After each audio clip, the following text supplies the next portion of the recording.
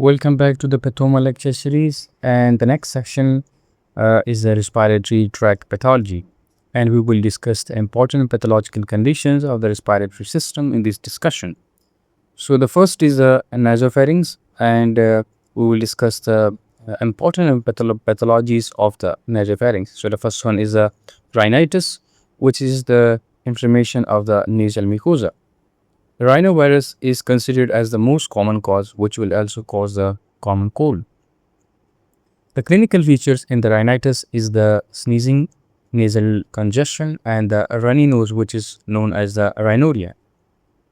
And the allergic rhinitis is actually the type 1 hypersensitivity reaction due to the allergen such as the pollens or sometimes the dust. And it is characterized by the eosinophilic inflammatory infiltrate commonly associated with the asthma and the eczema. The gross morphology in this case is the swollen red nasal mucosa and with the increased mucus secretion. And in the microscopic morphology, in this case is the edematous mucosa with the inflammatory cells. Eosinophils are prominent in the allergic rhinitis. Histamine release causes the nasal itching and watery discharge, and the chronic allergic rhinitis may lead to the nasal polyps. The next discussion is the nasal polyps. Polyp is actually the protrusion of the edematous and the inflamed nasal mucosa, and the etiology usually occurs after the repeated episodes of rhinitis. It is also associated with cystic fibrosis, and the cystic fibrosis topic is very much important from the exam point of view. So we will discuss this topic in the next lecture in details. And aspirin sensitivity asthma. Aspirin exacerbated respiratory disease is characterized by the triad of the asthma, aspirin sensitivity, and the nasal polyps. And the clinical feature in the nasal polyp is the nasal obstruction, reduced sense of smell, and the mouth breathing. The cross morphology in this case is the soft, smooth, pale, glistening masses in the nasal cavity. And the macroscopic morphology in this case is the edematous stroma with the chronic inflammatory cells, eosinophils commonly present. Polyps are usually bilateral in the allergic disease, but large polyps can obstruct the sinus drainage. The next discussion, the angiofibroma. The angiofibroma is the benign vascular tumor composed of the blood vessels and the fibrous tissue. This is classically seen in the adolescent males. The clinical feature in this case is the recurrent profuse epistaxis, means the bleeding from the nose, and the second is the nasal obstruction.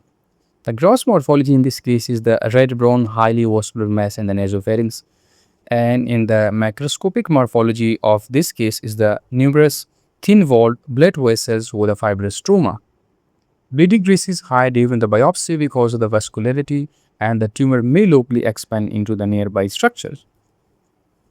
The next discussion is the nasopharyngeal carcinoma.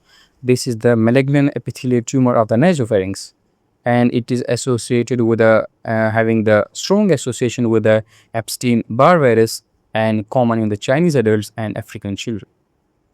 The histology in this case is the poorly differentiated squamous cell carcinoma and the pleomorphic keratin positive epithelial cells with a lymphocytic background. So this is super high yield.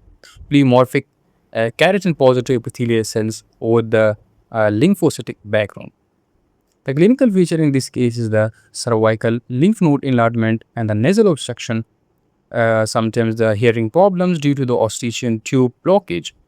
The gross morphology in this case is the irregular infiltrative mass in the nasopharynx. And the macroscopic morphology is the malignant epithelial cells with a prominent lymphoid infiltrate. Smoking and the salted preserved foods are additional risk factors, often present late because the tumor is hidden deep in the nasopharynx. And the next is the larynx, and the important pathological condition including the acute epiglottitis. And acute epiglottitis is actually the acute inflammation of the epiglottitis. As we know that the Haemophilus influenza type B is the most common cause, especially in the unvaccinated children. The clinical feature in this case is the high-grade fever, sore throat, drooling, and the patient presented with a dysphagia, muffled voice, and the inspiratory stridor. Risk of airway obstruction in this case. The gross morphology is the swollen cherry-red epiglottitis. So this point is high heat. And the macroscopic morphology in this case is the acute inflammatory infiltrates with edema and the neutrophils. Medical emergency, this can be the medical emergency due to the sudden airway compromises, and hepatitis B vaccination has reduced incidence significantly. The next one is the laryngotracheobronchitis or the CROP. It is a viral inflammation of the larynx, trachea, and the bronchi, as indicated from the name. The laryngotracheobronchitis means it actually involves the upper respiratory tract, including the larynx, the trachea, and the bronchitis. The etiology is the para-influenza virus, which is the most common cause in this pathology. The clinical feature of the patient in this case, the hoarseness, barking cough. So the barking cough is super high yield in this topic.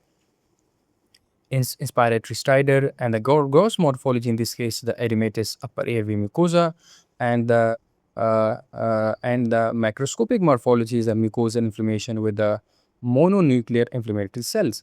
Usually affects young children. Symptoms are often worse at the night.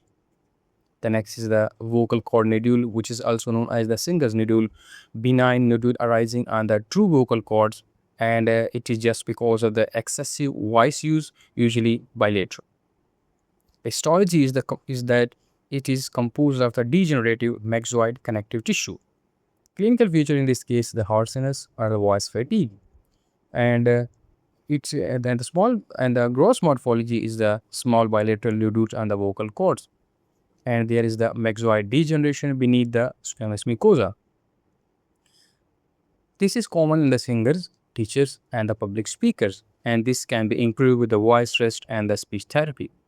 The next, the laryngeal papilloma, and this is the benign papillary tumor of the vocal cords.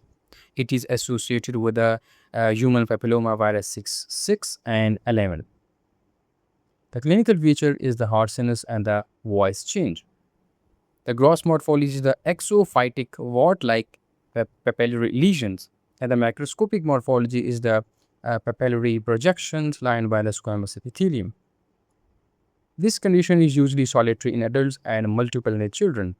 Recurrence is more common in the children.